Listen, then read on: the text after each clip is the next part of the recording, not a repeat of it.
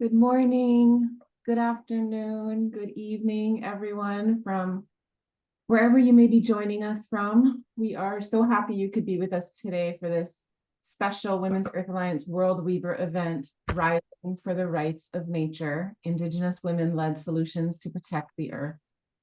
Today, we'll have the honor of hearing from two powerful leaders who are advocating with their communities for the rights of nature, an Indigenous-led movement to secure legal protection for Earth's precious lands and waters.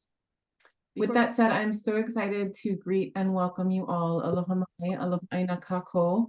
Ko kahea kasheko ko uinoa no puna mayau makamokupuni o Hawaii nei. Hello, everyone. My name is Kahea Pacheco, and I'm a co-executive director here at Women's Earth Alliance. I am joining you today from the District of Puna on the eastern side of the island of Hawaii, which are my home territories. And I'm very happy to be here to celebrate, honor, and learn from the wisdom of those who are stewarding and have long stewarded our lands with such care and respect. Finally, while we are gathering virtually today, and while WIA has a global team located around the world, our home base is located in what is currently known as Berkeley, California, in the San Francisco Bay Area, what is also known as Huichin, the ancestral and unceded land of the Chochenyo-speaking Ohlone people. And I want to thank our Ohlone relatives for allowing us to call that place home. WIA recognizes that these are stolen lands, and we, as an organization and as community members, have a responsibility to do all that we can to be good guests of this land. And while land acknowledgements are an important first step, they must always be followed up with action. In Huichin, we take action by naming the ongoing and normalized colonization of Indigenous lands, by speaking the original name of this land, by collaborating with local Ohlone leaders like Karina Gold, the chairperson and spokesperson for the Confederated Villages of Lejeune, who was also a designer and facilitator in our U.S. Grassroots Accelerator, and through our Shumi Land Tax, which supports our colleagues at the Segorite Land Trust as they do the important work of rematriating their lands. We do this because we, collectively, as an alliance, envision a future that is not only thriving and sustainable, but just. In the chat, we'll include information on where and how we pay Shumi and invite you to consider ways you can join us in taking action today. With that said, for those of you who are new to our community, welcome. I would love to share a little about who we are and what brings us here today. Women's Earth Alliance is a nearly 20-year global initiative that empowers women's leadership to protect the earth, address the climate crisis, and ensure a just and thriving world. Since 2006, we have worked at the intersection of women's rights and the environment, creating programming, serving grassroots leaders around key environmental themes of climate change, water, agriculture, land protection, energy, and more. In partnership with both national and global organizations and networks, we co-design capacity building trainings where women leaders access technology, financing, mentorship, and a global alliance. WIA recognizes that women leading environmental initiatives are underserved in every way. Therefore, our key strategy is to leverage the power of that global alliance to mobilize resources and utilize collective action and collaboration to alleviate the burdens and barriers placed on grassroots women environmental leaders. Today, we'll be hearing from two leaders who are part of WIA's Global Alliance. Both leaders participated in our U.S. Grassroots Accelerator program designed to support a diverse group of women leaders from across the U.S. and U.S. territories to deepen their strategies for change, build powerful alliances within and across movements, and scale their solutions for environmental protection, health, and justice. And like our guest speakers today, our U.S. Grassroots Accelerator leaders truly embody our central theory of change here at WIA, which is when women thrive, the earth thrives. I encourage you all to learn more about these visionary women by visiting our website.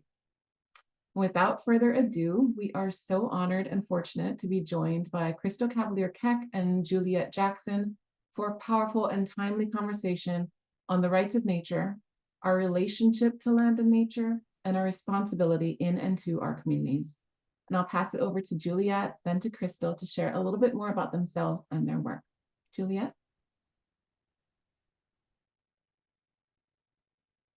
Paglisi Deshwatis Nanukans, Gaio Sesas, Juliette Jackson Gee. Hola, buen dia, me llamo Juliette Jackson.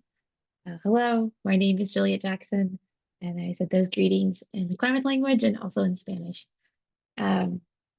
I am an enrolled member of the Klamath Tribes. We are situated in Northern California, Southern Oregon. I grew up in the Sacramento area, so a native Californian, and I'm excited to be here. So thank you all for having me.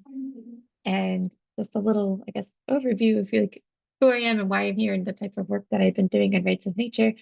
I went to law school a little later. I took like 7 years before I made it to law school, and then right after law school, I was very fortunate to be selected as a Justice Catalyst legal fellow, and I worked at the Center for Biological Diversity.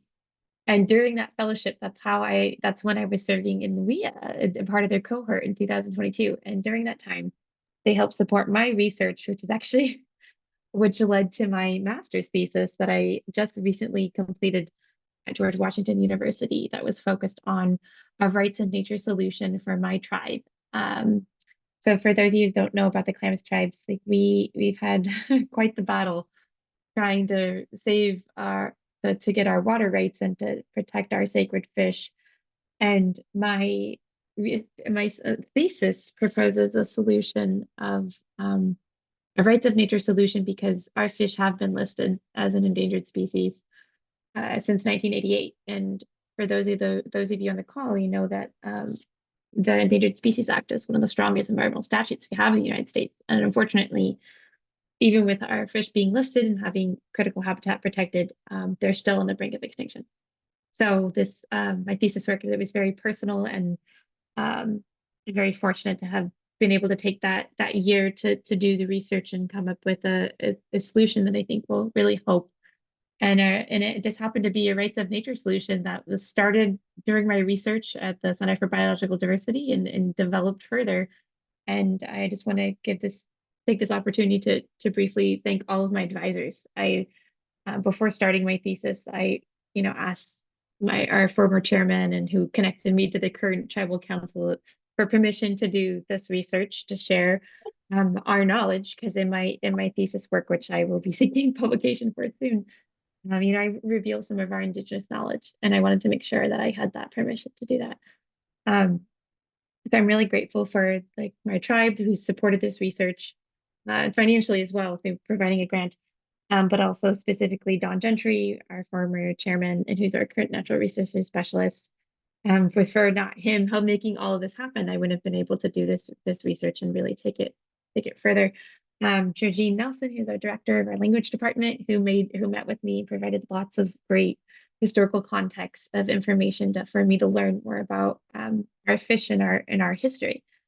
And then also the former chairman, Clay Dumont, as well as Jay Weiner, our tribal council, and of course my advisors at George Washington University, Dean Abate, who's Assistant Dean for Environmental Law Studies, Dean Hessler, who oversees the Animal Law Program, and also Professor Roberts, who's the Director of the International Development Studies. So, and then of course, also the Climate Health Institute helped fund my research, so I appreciate the help from the GW Climate Health Institute. I was a research fellow with them during my time there. And then also, I'd like to do a shout out for the California Indian Law Association for funding my master's work as well. So after I just finished my thesis in May, and I presently work at a law firm, Patterson, Earnhardt, Railbird, and Wilson, for short, Native Law Group. I was working there as a law clerk during my LLM, and I am transitioning so hopefully soon. I'm waiting for bar passage results to switch my title from law clerk to associate. And so I am working there presently full-time, just started full-time this past month. But I'm here presenting my research findings and not here on behalf of the firm. Yeah, so thank you all for this time, and I'll pass it back to others. Crystal? Mekudamin Chain Kiohe, Nahom PPC, Mima Crystal, Mima Occaneechi Saponi, Mima Mebin, North Carolina, Watiwa. So, hello, my name is Dr. Crystal Cavalier-Keck. I am a citizen of the Occaneechi Band of the Saponi Nation here in the Piedmont of North Carolina. I live in Mebane. I'm an adjunct professor at Salem College in Winston-Salem, and I'm a co-founder of 7 Directions of Service with my husband, Jason. I earned my Bachelor's of Arts degree from University of North Carolina, Greensboro in political science. And then I earned a master's in public administration at the University of North Carolina at Pembroke. And I recently got my doctorate in 2022 in organizational leadership, focusing on the social justice crisis of missing murdered Indigenous women and tied to oil and gas pipelines, which kind of led me into the rights of nature work.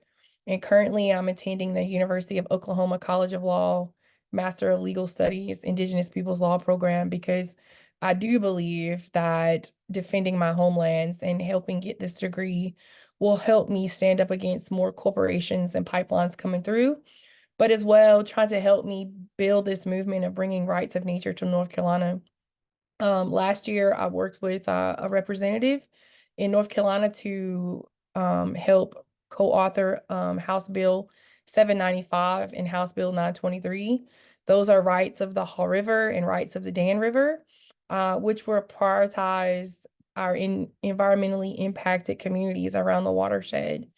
And I just want to say thank you so much to WIA. If I wasn't in the WIA cohort accelerator program in 2020, I would have never gotten my feet wet to be able to take these broad steps for women. And so being able to connect to women all across the United States under an Indigenous lens has meant so much to me. And so thank you so much for allowing me to be here to talk about this Indigenous-led movement. So I'll turn it back over to you, Kay. Thank you, Crystal, and thank you both so much for that overview of the incredible work that you've been engaged in, which we're definitely gonna get into more. I know we have a super rich discussion ahead of us, so jumping right in, I'd love to start with a question for you, Crystal. The rights of nature strategies that are at the forefront of the work of 7 Directions of Service, the collective that you're the co-founder of. So for listeners who may not be as familiar with what the rights of nature are, could you offer a general overview? Like, what are its roots and how did the movement to legally recognize these rights emerge? Yes. So the rights of nature laws are a new kind of conservation law rooted in Indigenous values, which recognize ecosystems and the human and natural communities that depend on them as having legally enforceable rights to exist, regenerate, flourish, and be free from pollution. And rights of nature strengthens environmental and community protections by evolving the status of nature from a property. So I'm speaking specifically about the United States because the United States looks at nature as property to have to a rights-bearing entity like a person. So since time immemorial, Indigenous people all across the world and all of our ancient ancestors have treated the environment and other species as they would their human kin. And we still look at that today. We look at the water as being our relative, grandfather, sun, grandmother, moon. And we often refer to animals and rivers as our relatives. But here in the United States, what I understand is rights of nature laws transfer this crucial life-honoring perspective into a Western legal framework, which many of the people understand today, the non-Indigenous people. But being granted legal rights affords the highest protections under the law, and its benefits for ecosystems include expanding standing for enforcement, new and elevated standards of protection and restoration required as a remedy. Rights of nature laws recognize the health of our communities as dependent upon the health of our lands and waterways. In 2008, Ecuador became the first country in the world to recognize the rights of nature in its national constitution. And courts there have repeatedly upheld the provisions protecting rivers and forests from extractive development. In 2021, Ecuador's constitutional court ruled that mining in the Los Cedros protected forest was a violation of the constitutional rights of nature and was therefore prohibited in the forest. In 2010, in Pittsburgh, Pennsylvania, a fracking project was proposed within the city limits that would have produced chemical wastewater and polluted the water supply. To prevent the project, the city adopted a rights of nature law into Pittsburgh Municipal Code, which enables residents to sue to protect the rivers, the rights of the 3 rivers which flow through that city. And then in 2022, with close to 1.5 million residents, Orange County, Florida adopted a law recognizing the rights of several rivers in that county, with that initiative receiving 89% bipartisan support as a referendum. So here in North Carolina, what we're trying to do is we're trying to build a bipartisan network of community members, grassroots organizations, Indigenous mentors, elected officials, and legal experts to advance the legal rights of nature here in North Carolina. So what that means at a state level is we recognize we're facing a long haul effort to pass legislation for the Haw River watershed, the largest water body threatened by the Mountain Valley Pipeline Southgate extension. Legislation, House Bill 795, which I referenced earlier, was introduced in the General Assembly in 2023, and House Bill 923 was just introduced in April of this year. It did not make it to the floor for a vote, but it actually gave it, we got a bill established. So next year, when we start to go to the General Assembly, we will be able to reintroduce the bill and have a lobby day. We've also been working at the municipal level. We are working with community members and elected officials across the state to adopt resolutions and ordinances for the waterways in their jurisdictions, which will help educate the public and build momentum towards the state law. Because you see in North Carolina, the state law oversees municipal level. So that's why we're having to do it at a state law. And we're spreading awareness and hosting community events to educate and grow our base of committed rights of nature advocates here in North Carolina. And so we've been doing this and inviting people from all across the country to come in to understand what it really means. And so that is what, what we've been doing with the rights of nature. And I will turn it back over to you or Juliette to maybe add to it. Yeah, Juliette, if there's anything you want to add for folks who may be hearing about the rights of nature for the first time to like really grok it, we'd love to know.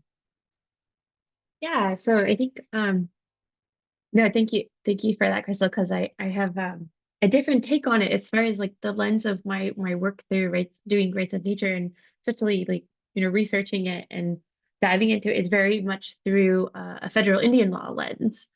Because for those of you on the call who don't know, in the U.S. we have 3 different jurisdictions. So we have federal, state, and then there's tribal.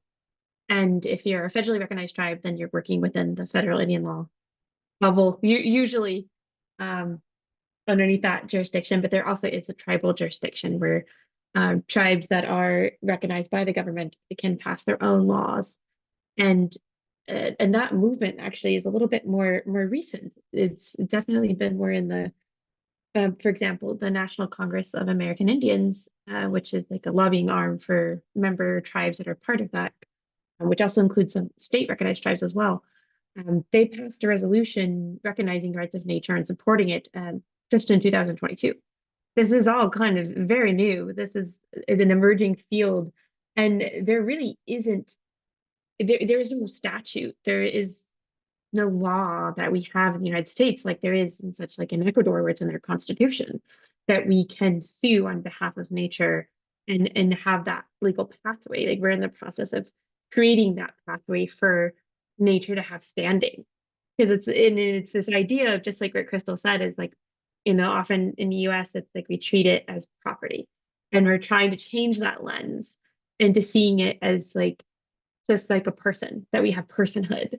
And for example, in the context of like my tribe, we have a creation story that is attached to our fish, and our fish are attached to us. And this is kind of like viewing, these animals as community, but also as us. And, and so if we had such a law that we could sue on behalf of the fish, then we would, but we don't.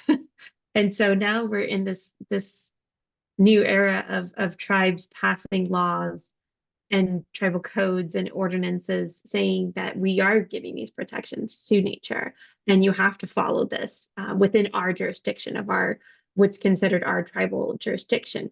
But in the sense of it being in a federal context, that doesn't exist yet.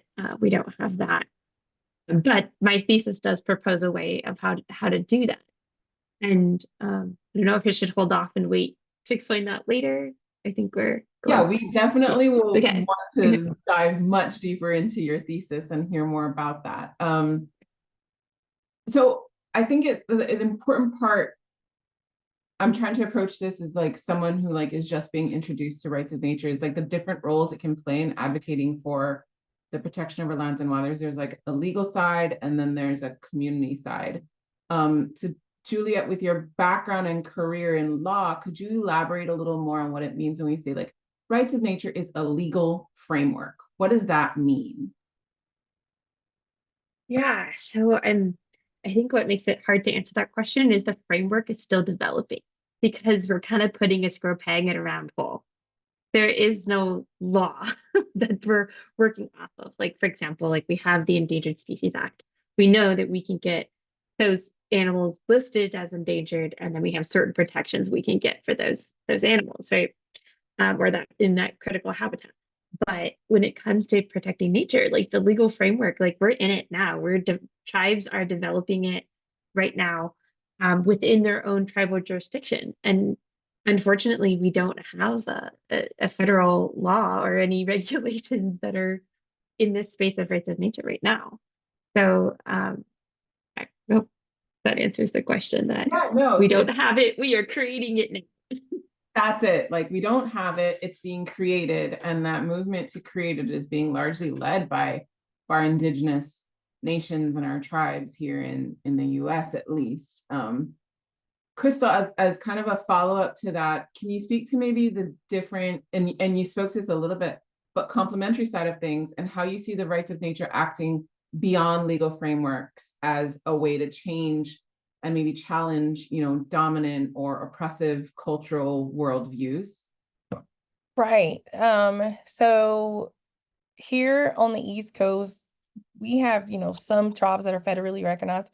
Most of them are not federally recognized because of colonization and how we were, first contact tribes with the English. So that kind of affects our status. So we have to go with what we can, and so most of them are state. So with this fundamentally perception of nature from being merely a resource to a living entity with intrinsic rights, we are challenging this worldview, right? Which often separates nature from human concepts. And the cultural impacts is, like Juliette was saying, most of our traditional knowledge, or our elders, they knew that deeper respect and understanding for these ecological interdependencies. So our people will be fostering a more sustainable and ethical practices using our influence using our culture with our values and behaviors. Now, legal and policy changes, again, it is a movement, and people are coming up with different ways and how to protect ecosystems that are not covered by traditional environmental laws. Just like NEPA, NEPA had those rollbacks under the IRA with President Biden, and the Clean Water Act. And even here in North Carolina, we just had a bill that just got passed that continues to roll back our own environmental protections. And so we're trying to give it a new way. But by empowering Indigenous communities and local communities to be able to speak out about this, and elevating their perspectives on this in their territory, will help change that dominant cultural narrative that marginalize or disregard their Indigenous knowledge or practices in that community. It will shift power dynamics and allowing these communities to play a more prominent role in environmental protection, right? Such as free prior informed consent, having consultation, and then making sure those things are like, just because you consulted with me doesn't mean I consent to these environmental harms that are coming into these communities. But then also it's going to promote ethical and holistic approaches. Again, we're really having to change our systems thinking, right? Because again, we've been so, God, what's the word, colonized or brought up to think one way. And if you think another way, you're thinking, you're weird or something differently. But, we're really going to have to get out of that dominant cultural and economic system in order to understand and move rights of nature forward. So yeah, and then, having things like this in the tribunal, like we did in North Carolina, having these awareness campaigns and these grassroots movement, these are huge. And these talks like this that you guys are doing here at WIA, we are creating and catalyzing public awareness and creating activism. So I hope that answers that. I know it's kind of broad. It does. And this next question, which is for both of you, might kind of help to deepen it too. So given, the powerful impact that recognizing the rights of nature could have on not just our communities, but our world and our climate, I imagine, and you've spoken about it a little already, that there must be, currently be some significant barriers to applying these strategies, or else I have to hope that this would have been done like a long time ago, the world over. I'd love for you both to share what some, or elaborate rather, on what some of those barriers are. Crystal, starting with you, maybe share from your experience in North Carolina, what are some of the barriers communities could and have already encountered when applying rights of nature strategies? So again, when our communities try to apply these issues, we often get overruled by state law, right? Like state law trumps it. And if you don't have that political power in the government right now, if you're not the party that's in the political like power play right now, you have to often really rely on grassroots people to go and lobby, to have lobby days, to make phone calls, and really do these grassroots door knocking campaigns to say, hey, there's this election coming up and this is what's going to happen because we are seeing it now. So I'll give you an example. Back in May, right around the tribunal that we held, we learned about a bill that was happening in North Carolina. And it was a bill that was written by a man who got influenced by a corporation, right, to develop houses. And the bill was to say, we're going to roll back some agricultural protections on burial sites. And we were like, oh no, we can't do that.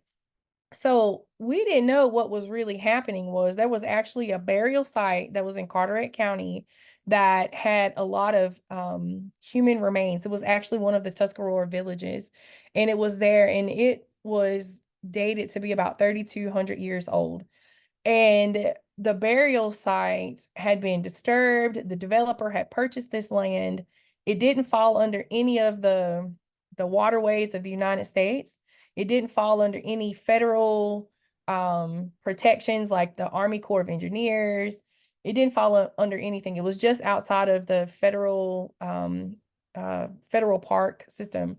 And so there was no protections there. And so we were able to get that bill by having grassroots people call and make phone calls and emails and just put a lot of pressure on the General Assembly to not pass this bill, to where they said, okay, we're going to take this bill from being voted on and we're just going to come back and talk about it later.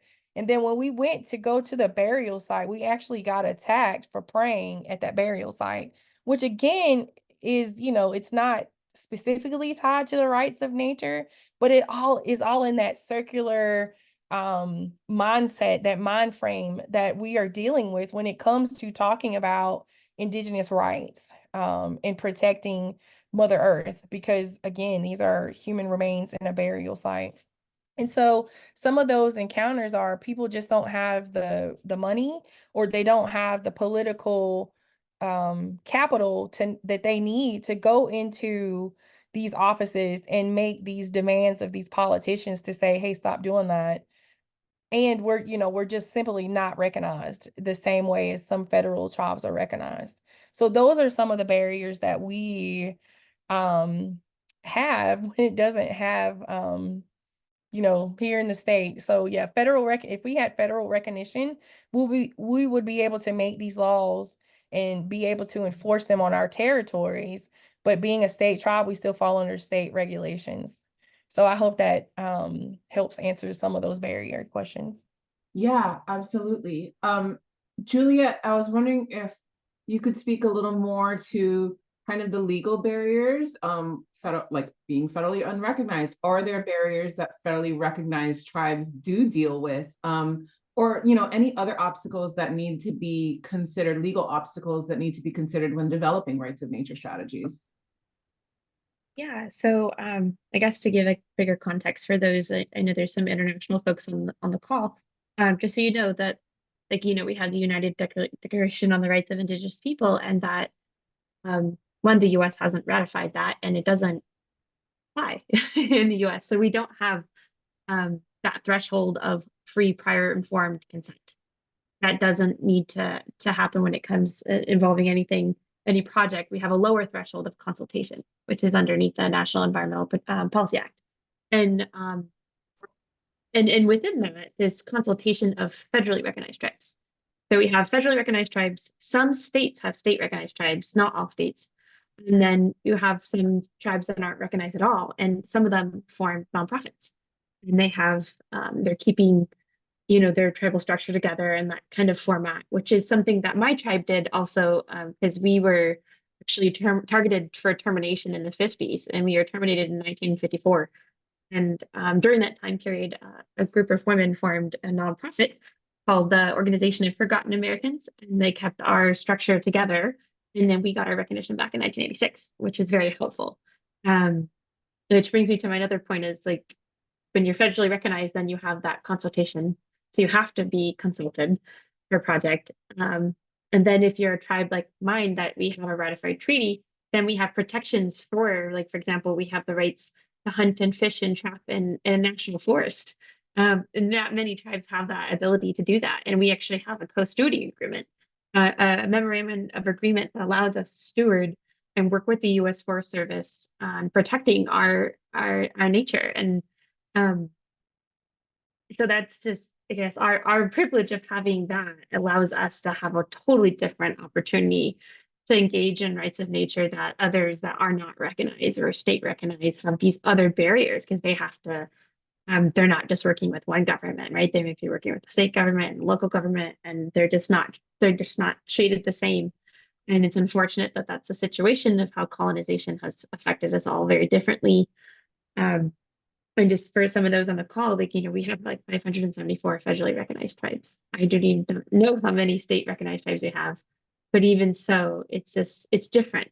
For example, in California, we have CEQA, the California Environmental Quality Act, and under CEQA, there's AB 52, and that is a tribal consultation that's kind of similar to the consultation requirement in NEPA, but it actually is a little more expansive, that they're supposed to consult even unrecognized tribes if they know inhabited that region when they're undergoing a project. So there's a little bit more, I guess, opportunities to have a little bit of more engagement, and depending on what state you're in. But California has that, but they also don't have state recognized tribes. And so I don't know how well it's actually followed and complied with. We have that consultation standard, which is lower than F, but there's just not often. Sometimes some projects happen and a tribe's not consulted before it gets further developed, which is why we have to bring these suits. So I think those are one of the big barriers, is your status as a tribe. And then within that, when you're doing rights of this, you're working within a framework that doesn't exist, right? So that's the big challenge, is there's no framework yet.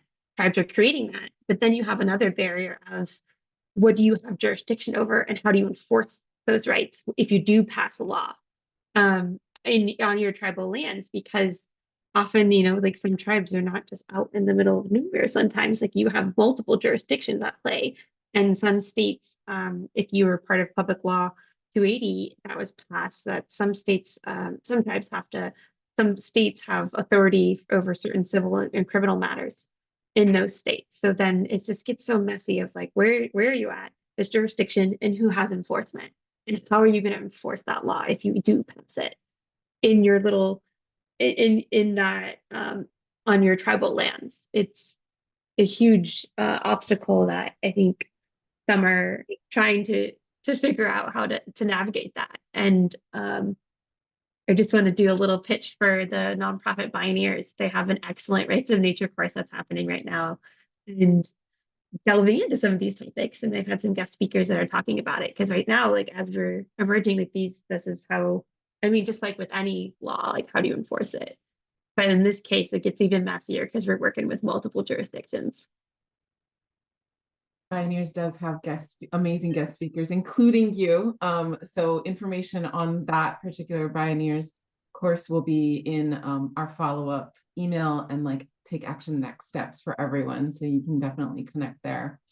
Thank you both so much for those insights. I'd like to shift now from like the barriers to recognizing and implementing rights of nature to discussing your experience mobilizing for the rights of nature. So like, how are your communities applying rights of nature strategies, and what is the vision of how this work can grow? So my first question is for Crystal. I know you were recently part of organizing, and you mentioned it a few times, the historic ESA tribunal in your community to demand that Mountain Valley Pipeline polluters be held accountable for their violations of humans and nature's rights, destruction and desecration of sacred sites and mountains and rivers, and that they provide cleanup costs for impacted residents and ecosystems in West Virginia, Virginia, and North Carolina. Can you share a bit about the tribunal with us, what it was, how it went, and what next steps might be? Sure, I sure can. So we partnered with Movement Rights. I sit on Movement Rights Board, which is out in California, and I work with Ponca Elder Casey Camp Hornick. We actually just got back from the third convening of the Four Winds out in Oklahoma Monday. So on Saturday, June 1st, Seven Directions, we co-sponsored by Movement Rights and the Global Alliance for the Rights of Nature and the International Rights of the Nature Tribunal hosted our YESA tribunal, which we will be at Climate Week. We will be talking about the MVP Southgate and the rights of the rivers. So I'll be there on that Sunday of Climate Week. But this was the 12th local tribunal recognized by the International Rights of Nature Tribunal Assembly. And this was the first Indigenous-led tribunal of its kind in global history. We had Heather Milton Lightning. She's Anishinaabe. She came from Canada. We had Hartman Dietz, Mashpee Wampanoag. We had Lamicia Whittington from Muskogee, Afro-Indigenous. And then we had Patrick Suarez from the Meherrin Nation. And we had Casey Camp Hornick. She was the president of the tribunal. And this here was a day-long proceeding, which you guys were there, so you were part of it, this historic event. And it concluded with a powerful verdict delivered by Grandmother Casey Camp. The Mountain Valley Pipeline is a violation of the rights of nature and should be stopped. And the MVP Southgate should not be approved. Section 324 of the 2023 Fiscal Responsibility Act, which fast-tracked the MVP, it must be repealed. And it really is, the tribunal really took place shortly after the MVP experienced a serious pipe failure during hydrostatic testing, all while the developers demanded FERC, which was the Federal Energy Regulatory Commission, grant the project an in-service request. And so right now we're seeing a lot of problems with the MVP mainline on this. And we had a total of 13 witnesses and experts. They cross-examined by the Earth prosecutor, Pamela Martin, which they presented scientific evidence and personal stories of living along the route of the MVP, Mainline, and Southgate. You know, we talked about the mussels, which are a keystone species of natural filtration in our ecosystem. And one of these mussels will go extinct. We talked about several birds and bats and fish. We have two fish, the Roanoke log perch and the candy darter, which are, the candy darter is a really colorful fish that is a what do you call it? Freshwater, really cute little fish, and it will go extinct. And they came up with these 12 points about the final verdict. And I don't know if you guys can share it, but we have the report and I can give it to you guys to share out.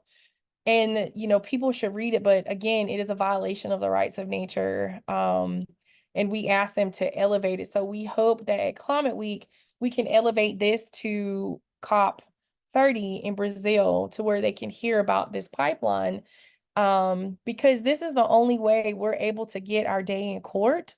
Because when we go to court, we're not really heard. We're only heard through a Western legal framework, and they're not calling expert witnesses about how they're damaging their waters, how people can't drink their own water in their own homes. And you know, yeah, this was great, and I've really enjoyed each of it. Listening to all of the people, and just having this verdict come down from our Indigenous-led tribunal.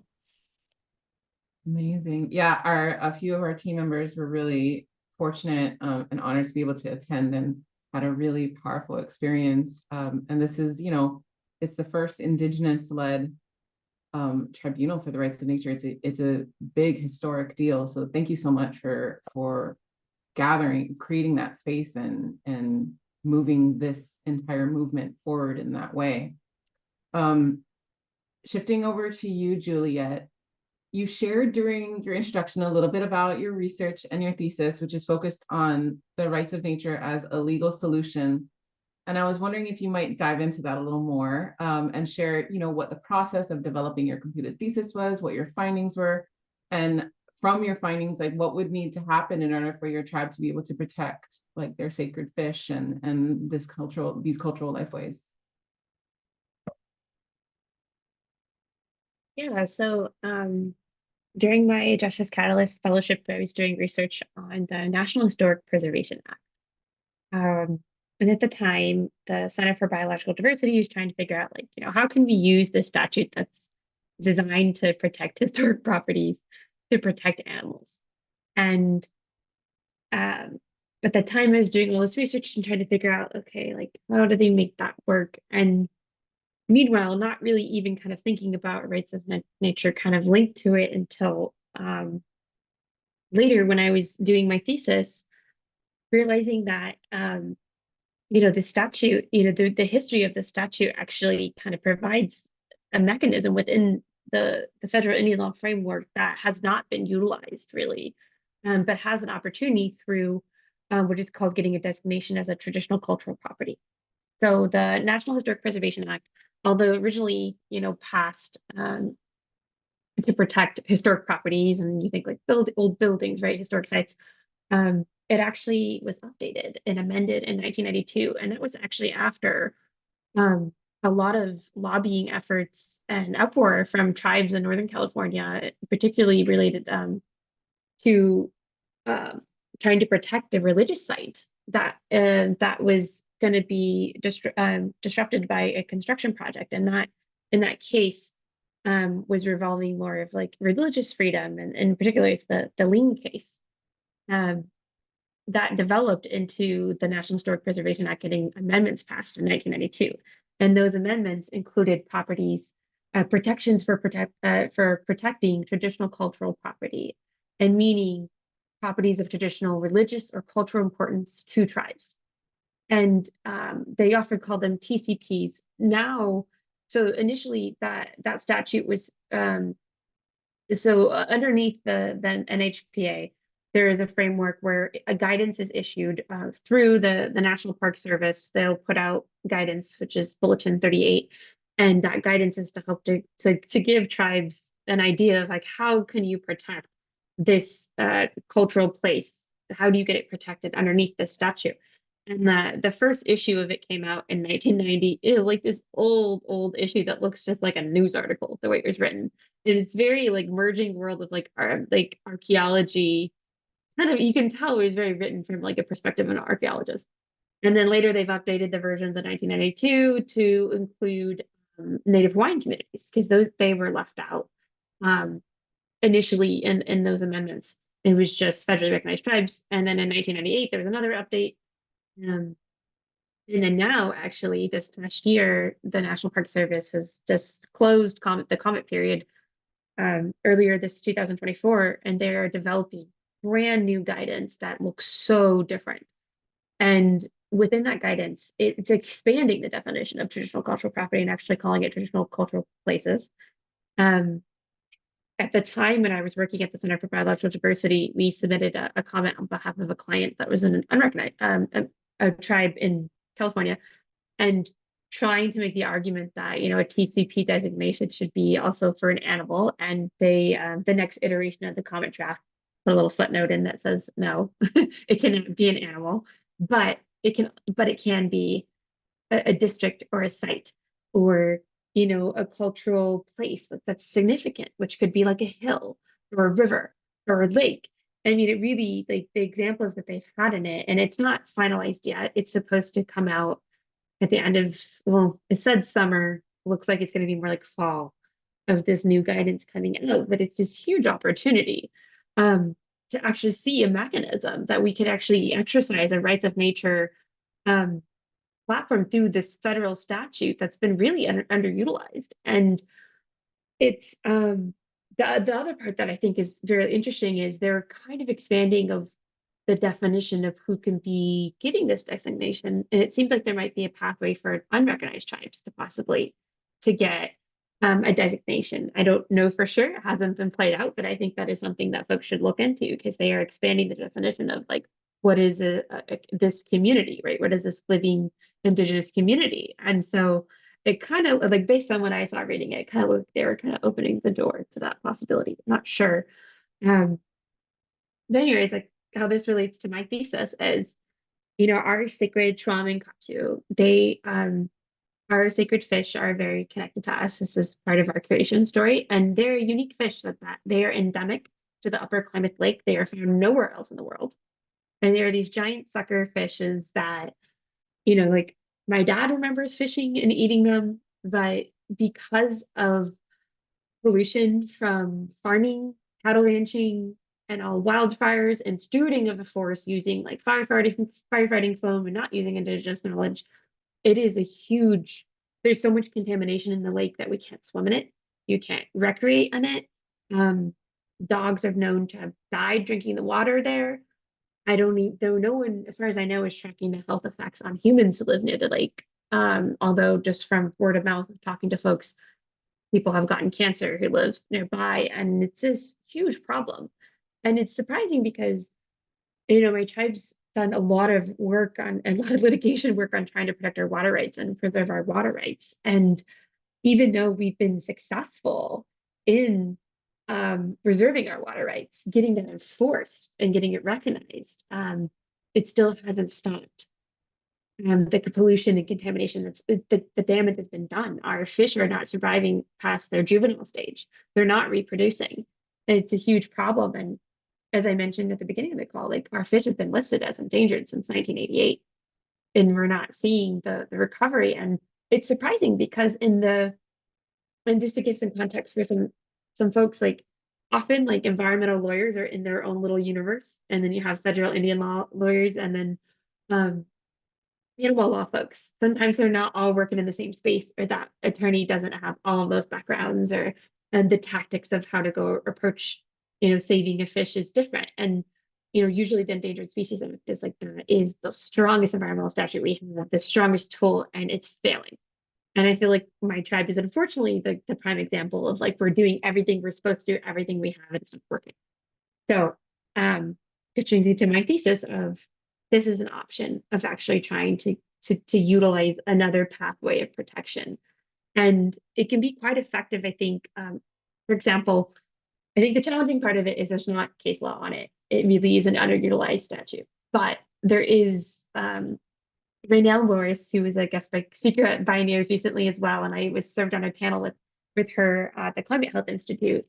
Not the Climate Health Institute, at GW, through their animal law program. And Raynell was, you know, telling me that Saponi Nation, they stopped at one of the largest coal mines in the Northwest because they had, I think she said it was a pending designation of traditional cultural property underneath the NHPA. And they were successful in stopping the coal mine, which is strange because, like, all the news outlets were not covering it that way.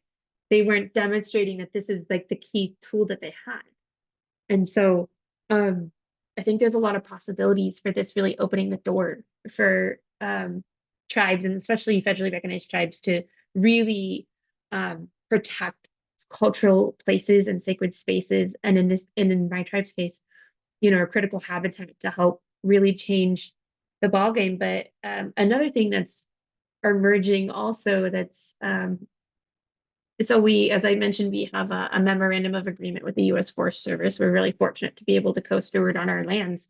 And we are actually implementing our Indigenous knowledge of prescribed burning in the forest. And, I asked our former chairman, who's our natural resources specialist, like how did this change? What was the change? Because in the area where my tribe's from, we have a long history of being targeted for logging. We weren't allowed to use our Indigenous knowledge until recently. How did this shift? And he was saying that all the wildfires, like all the fires were so bad. Like the silver lining of these fires happening is that the state government reached out, like they help us, the federal government. Like, so now we have money coming from the federal government to do a fire shooting program so we can utilize our knowledge. And part of how that happened too is we had some drone shots, which I had asked, our former chairman, like, how do we get these images of, it's this aerial shot, and maybe I can find the picture to post at the end for folks can see, where you see our methods of prescribed burning and thinning, and then you see the Forest Service, what they're doing, and it's like night and day, where all of a sudden it's like all burnt, and then you see all green over our trees are at. It's just fascinating. So it's unfortunate that such tragedy had to happen for folks to wake up and be like, okay, we need to really protect, like we're not properly treating nature. Clearly it's not working, these Western methods, like how do we restore the forest? And so I think there's hope, because not only does this method help, restore the forest and help bring a balance back to it using our prescribed burning and thinning methods, and part of that is getting rid of invasive species, but it also kind of helps with combating climate change. And that from what I was explained by my elders is that, like they can help by doing a certain method, but preserve the water that is there during the snowpack. If it's done right, we can help kind of make those water supplies last longer. And in turn, like as the forest is getting healthier, it can help our waterways and help our fish. And so like that is a really like instrumental like rights of nature like protection that we're doing that came out of tragedy. But we're doing that. And I think what's really cool right now, and like at least in my work, is I get to be part of the Bears Ears National Monument conversations about the development of that co-management plan that has been underway for a very long time. And it's so many Indigenous knowledge methods are being included in that plan. So then we can use our knowledge, and we're really exercising, I say it's very much a rights of nature approach that is being embedded into these management plans. So that is something that's actively happening now in the federal Indian law space. And it's exciting. And the plan is hopefully supposed to come out before any potential turn of the administration. By my tribe, we haven't updated our agreement since 2005. We're just happenstance of what's happened. This is what we're doing. And so we already are actively doing this work. And then, my solutions to my tribe is for a rights of nature solution to take it to the next level is we need to pass a tribal law or a tribal code. And I say tribal law and tribal code or even an ordinance, depending on the tribal government structure that one is working in. Because a lot of tribes are, they have constitutions created underneath the Indian Reorganization Act, and that needs to be approved by the Secretary of Interior. So Ho-Chunk Nation had already tried getting a rights of nature provision into their constitution, and as far as I know, that has not been successful. So that is an example of a method that does not work because of that barrier. But you could absolutely I think the idea is if you can pass a tribal law, ordinance, or code, you can use that too in your submitting packet to getting your designation as a traditional cultural property or place. When going through that process, it's just one, it's another layer of evidence of you're showing that like, this is why we should protect nature. This is why it's important. I think it makes it even stronger that, we're trying to protect our fish, and this is a sacred animal to us, and the space that they occupy is sacred. Sorry, it's a very long-winded explanation, but I hope it was a good. I'll look That to see if was, I can add the photo from our student. please do. That was incredible.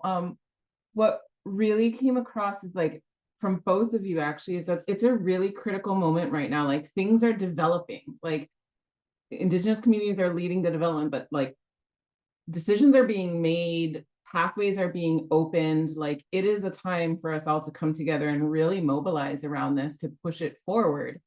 So thank you so much for sharing so much of your wisdom and experience with us, and also for all you're doing in our communities. I know, and it's definitely clear how deeply you both care for our communities and our lands and our waters. And I'm so deeply appreciative and inspired, really, by the ways in which we're being called in to recognize our inherent connection to these places and spaces and beings, and to being good relatives.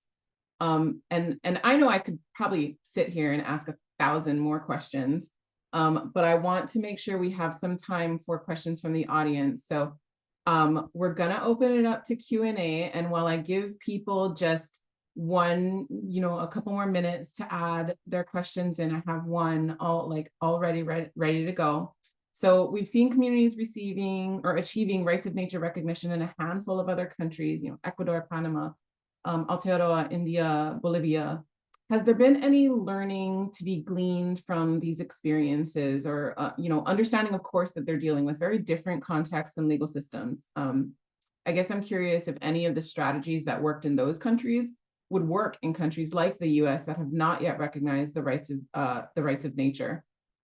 Juliette, I'd love to go to you first, and then get Crystal's input as well.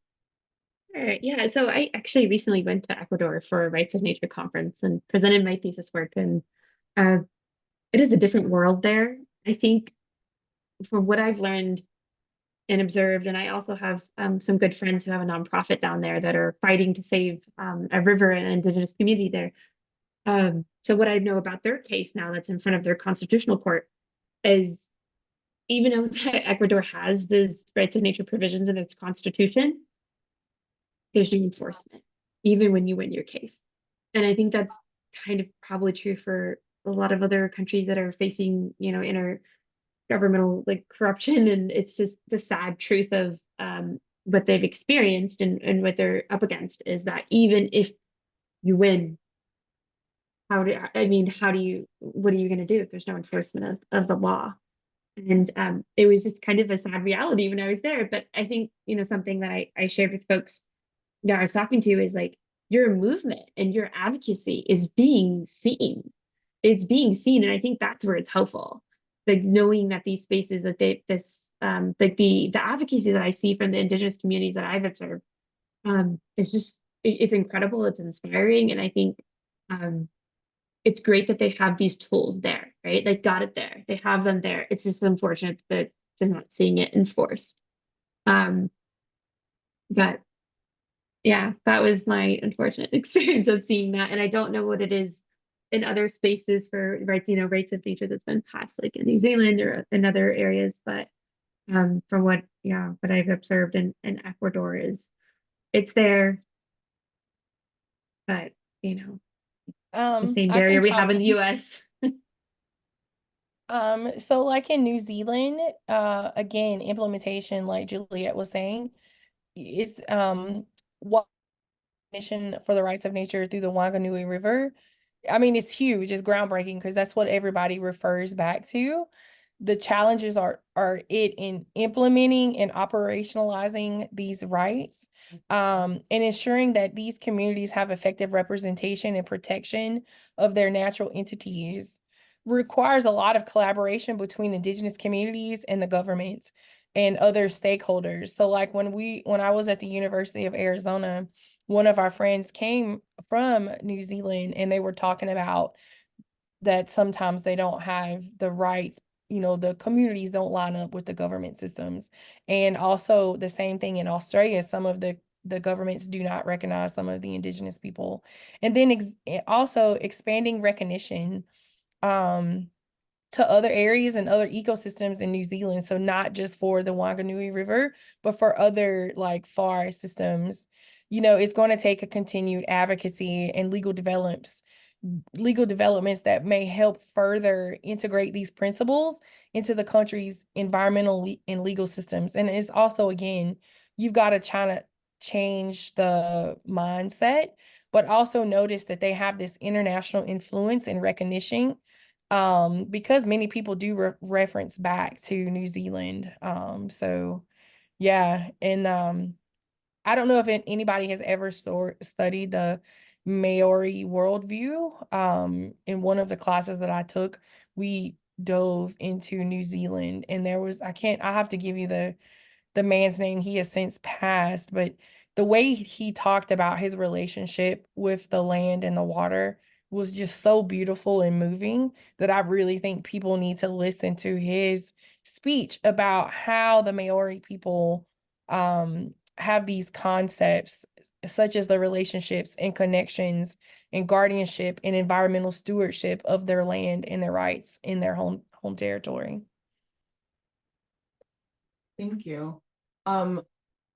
Wanting to bring in some questions from the audience, Lily Edelman Gold asks, are there resources for learning more about the successes various tribes have had in securing different rights?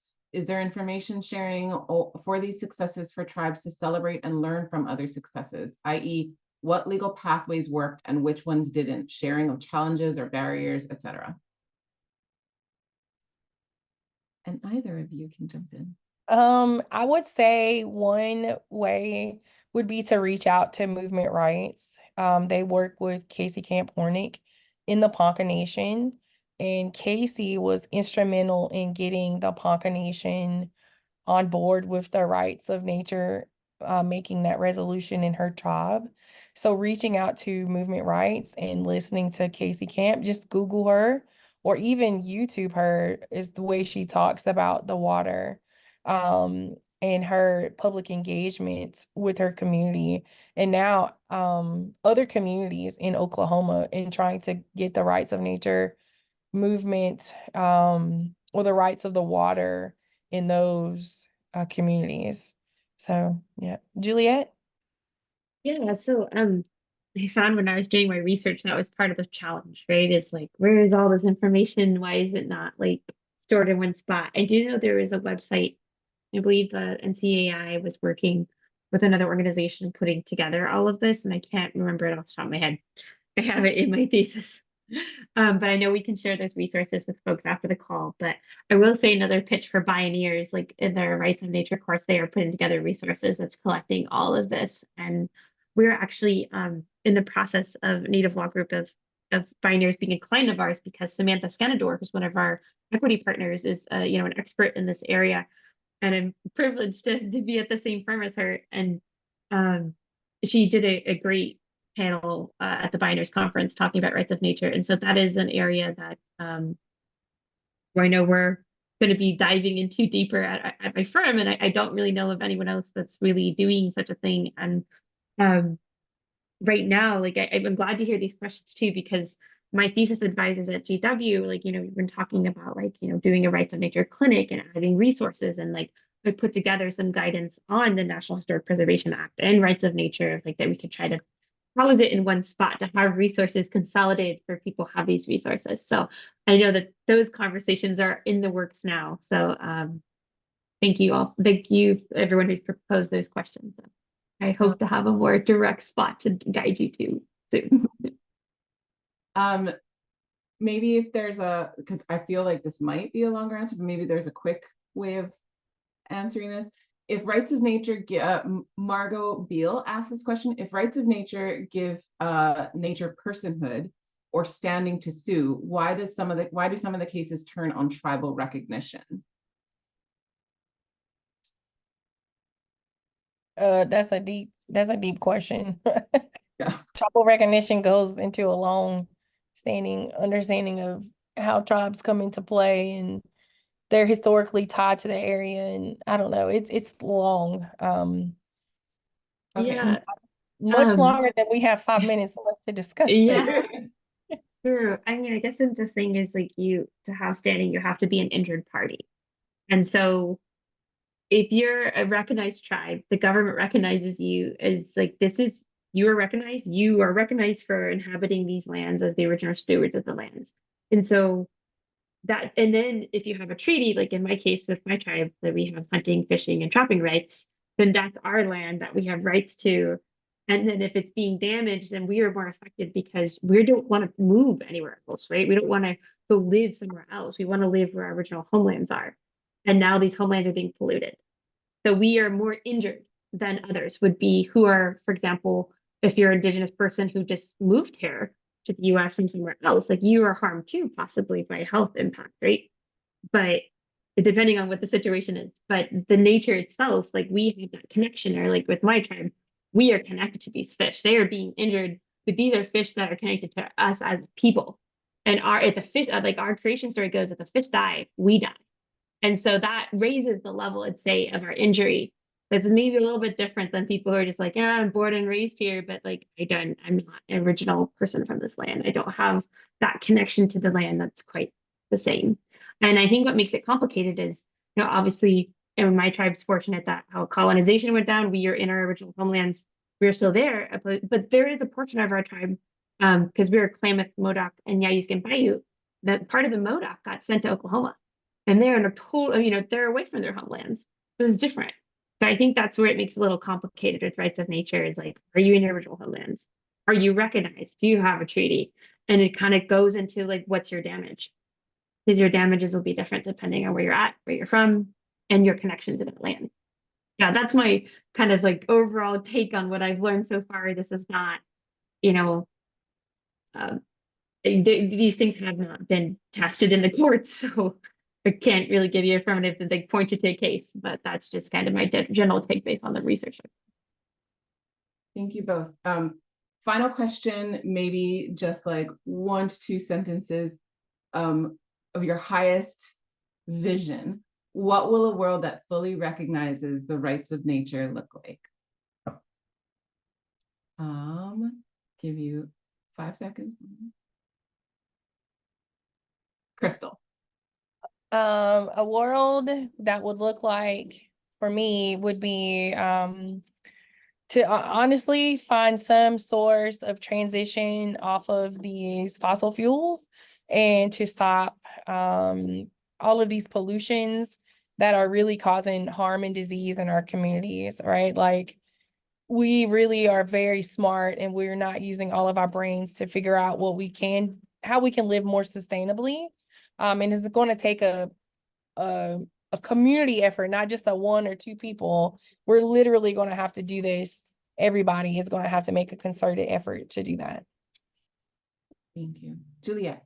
Yeah, so that was a great way of capturing it. I agree. I think, especially when it comes to, climate change is affecting all of us, right? Regardless of where you live, all across the world, we're all being impacted in different ways, either whether that's by a drought, wildfire. And I think the need to protect nature is even greater.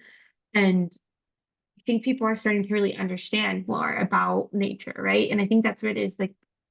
And I say this as someone like, I'm Indigenous through my father. Like my dad is a tribal member, but my mom is a white Latina who comes from a different background, and like, I am a mixed race person. And I feel like the world we're living in now, like we are all like kind of trying to survive together. So in the perfect world, I think we don't have to have the conversation of why it's important to save our watershed, right? And that we all want to drink clean water. And I think, I don't know, like I have hope that we're getting there, right? Like everyone's realizing like you want clean air, you want clean water, you just need these basics of life. And I think through the immersion of our Indigenous knowledge being known and shared with the world and respected. And I think we're in a turning point where folks are seeing the huge benefits that benefit everyone. And we're merging the Western world with our Indigenous world of like these methods coming together. And so I see it happening now. I think it's just my work.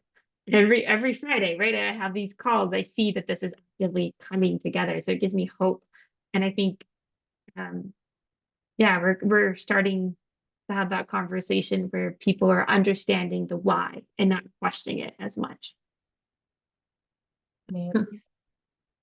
All right. that's all the time we have left for questions. Thank you to everyone who put a question in the chat. Thank you to Juliette and Crystal for being with us today and so graciously sharing your knowledge and expertise with us. And while we're just about coming to the close of today's call, we want to be sure that everyone here knows that this isn't a stopping point. It's a beginning. And there are many, many ways to take action and to weave yourself deeper and stay plugged into this alliance and our work moving forward.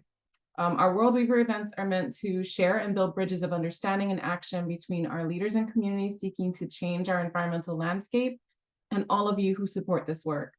Putting together public events and programs like this takes an immense amount of effort and resources, and I want to express my gratitude to our incredible WIA team for everything it took to organize today's event and to recognize that this is all made possible by support from our donors, funders, and givers. So thank you so much for your support.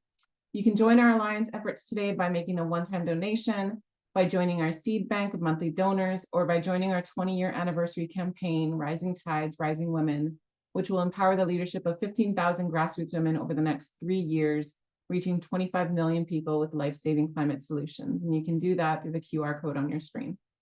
We also encourage you to take action with Crystal, Juliette, and WIA through any of the action items that our team has just put on the screen. We'll be sure to include all of these items in our follow-up email for this event, which will also include a call recording. Finally, WIA will be at Climate Week in New York City this month, and I know Crystal will be as well. Please tune into our social media channels at Women's Earth Alliance to stay updated on the powerful work and collaborations happening there and around the world. With that said, thank you so much for being here, and to our speakers today, we appreciate your collaboration so, so much. Thank you all, and see you at the next WIA event. Ahui ho.